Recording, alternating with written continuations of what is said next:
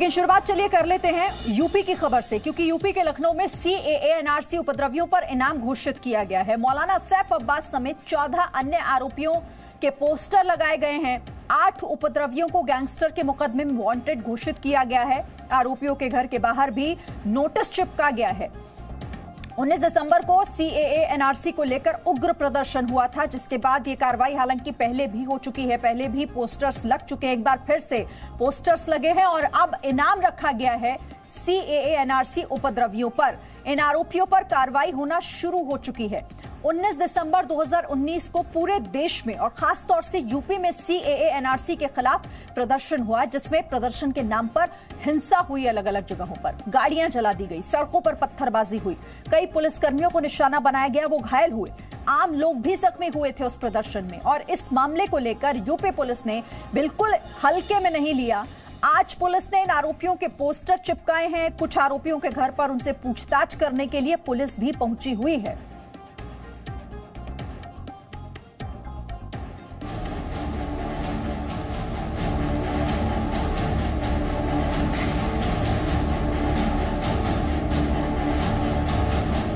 उत्तर प्रदेश की राजधानी लखनऊ में 19 दिसंबर को सीएए एनआरसी को लेकर उग्र प्रदर्शन हुआ था। दंगाइयों ने प्रदेश की राजधानी में जमकर आगजनी और तोड़फोड़ की थी। इसके बाद दंगाइयों पर योगी सरकार का चाबुक चला। पहले सीसीटीवी के जरिए दंगाइयों की पहचान हुई, फिर सड़कों पर उनके पोस्टर लगाए गए और संपत्तियों को कुर्क करके नुकसान की भरपाई की कार्रवाई शुरू की गई। अब यूपी सरकार ने इस मामले में फरार चल रहे आरोपियों की तलाश करने की मुहिम तेज कर दी है। पुलिस ने सीएए और एनआरसी के खिलाफ हुए प्रदर्शन में शामिल 14 प्रदर्शनकारियों के पोस्टर पुराने लखनऊ के कई इलाकों में लगाए हैं। इन पोस्टरों पर प्रदर्शनकारियों की तस्वीरों के साथ उनका पता भी लिखा गया है। इसके अलावा पोस्टर पर लिखा गया है कि इन प्रदर्शनकारियों की जानकारी देने वाले को 5000 नगद इनाम दिया जाएगा। पोस्टर पर पुलिस अधिकारियों के नंबर भी हैं, जिन पर इनकी जानकारी दी जा सकती है। पुलिस ने 2 अलग अलग पोस्टर जारी किए हैं। एक में वो प्रदर्शनकारी हैं जिन पर गैंगस्टर एक्ट के तहत मुकदमा दर्ज हुआ है। दूसरे में वो प्रदर्शनकारी हैं जो फरार तो हैं, लेकिन उन पर गैंगस्टर एक्ट नहीं लगा है। पुलिस ने कुल 8 आरोपियों पर गैंगस्टर एक्ट के तहत कार्रवाई की है। इन सभी आरोपियों को पुलिस ने भगोड़ा घोषित किया है। इन आरोपियों की सूचना देने वालों को 5000 रुपए का इनाम भी मिलेगा। आरोपियों के घर के बाहर भी नोटिस चिपका दिए गए हैं। मौलाना सैफ अब्बास समेत कुल 14 आरोपियों के पोस्टर लगाए गए हैं।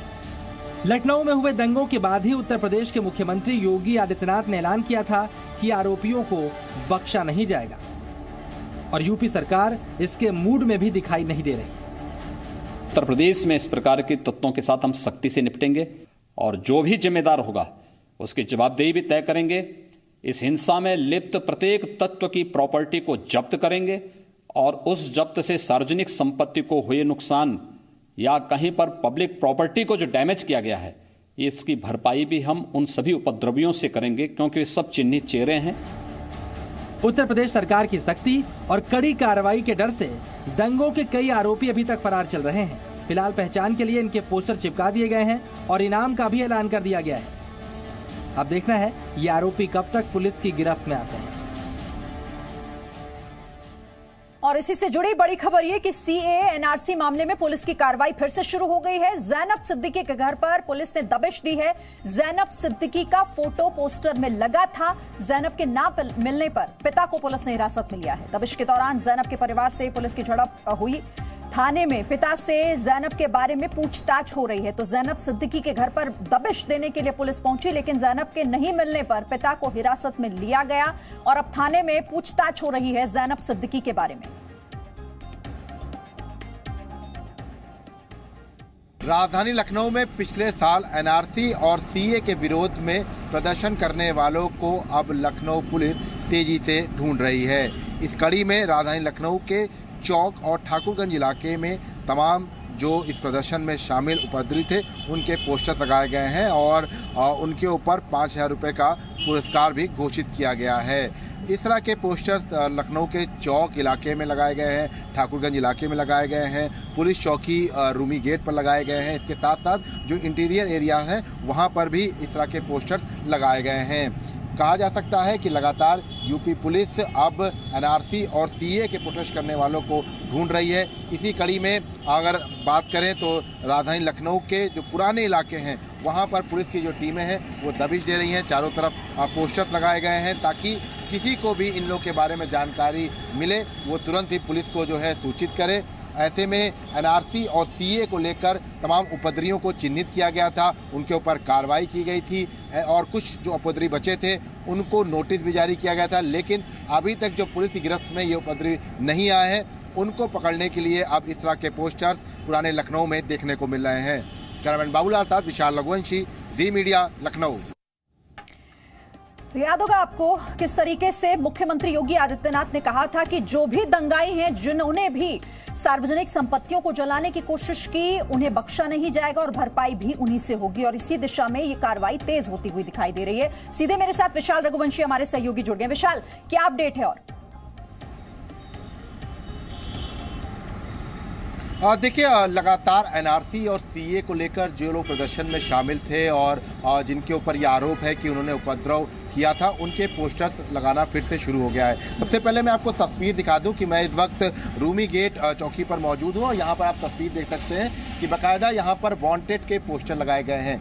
2 पोस्टर जो है अलग अलग तरीके के यूपी पुलिस ने लगाए हैं, जिनमें से एक वो हैं जिनके ऊपर गैंगस्टर एक्ट दर्ज हुआ है और दूसरे जिनमें गैंगस्टर एक्ट नहीं है लेकिन उनका रोल जो है वो एनआरसी और सीए के प्रोटेस्ट के दौरान सामने निकल के आया था। इसके साथ साथ चूंकि 5,000 रुपये का इनाम प्रत्येक जो भी आरोपी है उनके ऊपर रखा गया है, यही पोस्टर जो हैं जितने भी आरोपी हैं उनके घर के ठीक बाहर चस्पा किया गया है और तमाम जो लखनऊ के चौक इलाके हैं, ठाकुरगंज इलाका है और या कह सकते हैं कि इमामबाड़े का इलाका है, वहाँ पर इस तरह के पोस्टर्स लगाए गए हैं।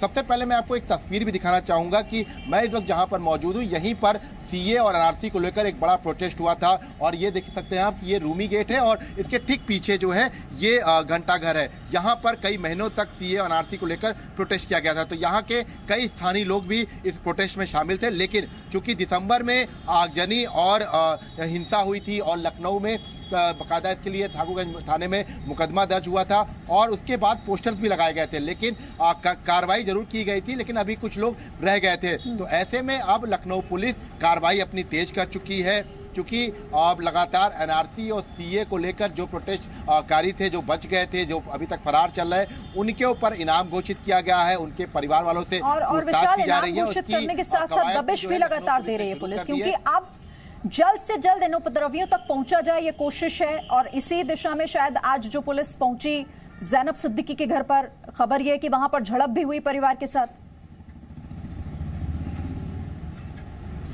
देखिए, बिल्कुल इसीलिए जो है लखनऊ पुलिस जो है वहाँ पे पहुंची थी, उसने पूछताछ करने की कोशिश की जैनब सिद्दीकी कहाँ है और उनकी लोकेशन क्या है, लेकिन उसी दौरान परिवार वालों से जो है झड़प भी हुई है। हालांकि झड़प के बाद जो पिता थे जैनब सिद्दीकी के, उनको हिरासत में लिया गया है और उनसे पूछताछ की जा रही है।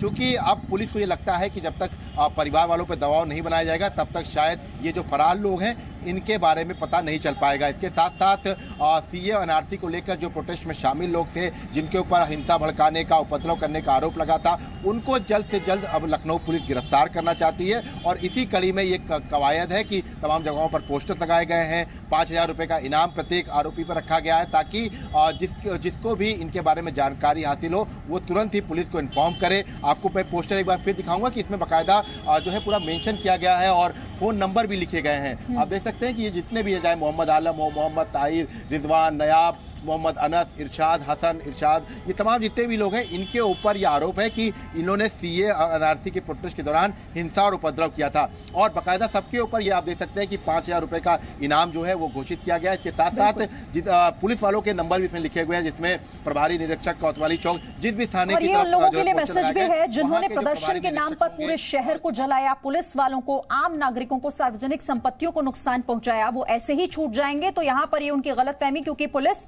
पूरी तरीके से एक बार फिर एक्शन में लौट आई है। शुक्रिया आपका विशाल। आगे अपडेट आपसे इस खबर पर। Presenting B news app available on Google Play and App Store. Download it now.